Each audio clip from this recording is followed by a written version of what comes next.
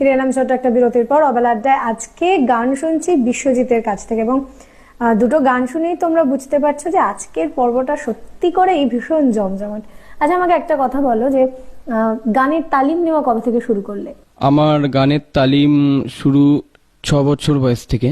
আচ্ছা, আমার প্রথম গানের এটা কি মা বা বাবা কেউ বলেছেন না নিজের থেকেই গান শেখার? না, একটা আমার interest? ছোটবেলা থেকে গান বাজনার প্রতি ব্যাপার একটা টান ছিল। টান ছিল। আচ্ছা, তো বাবা মা সেটা দেখে আমাকে প্রথম হারমোনিয়াম কিনে দিয়েছিল বাবা আমাকে। তো গ্রামের যেমন আমরা প্রথাগতভাবে শিখি, বিদুষী আচ্ছা। আইটিসি সঙ্গীত রিসার্চ একাডেমি বিদুষী গির্জা দেবীজি, ওনার কাছে আমি গান শোনানোর জন্য গেছিলাম। তো শুনে উনি আমাকে মানে একসেপ্ট করেছিলেন আর কি। বা তো পরম পাওয়া। হ্যাঁ, তো এটা আমার কাছে বড় বড় খুশি কি বাত হ্যাঁ। একদম। আমার কাছে এটা মানে সবার ভাগ্যে এটা হয় না। তো উনি প্রথমেই আমার গান শুনে উনি নিজে, সবচেয়ে বড় কথা হচ্ছে আমি ওনাকে, উনি নিজে আমাকে বলেছিল যে তুমি আমার কাছে শিখবে। বাহ, তো এই সুযোগটা আর কি এইবার হ্যাঁ, হাতছাড়া করে। প্রথম উনি আমাকে গান শুনে আমাকে শেখাতে নিজে চাইলেন এবং ওনার কাছে রেখে।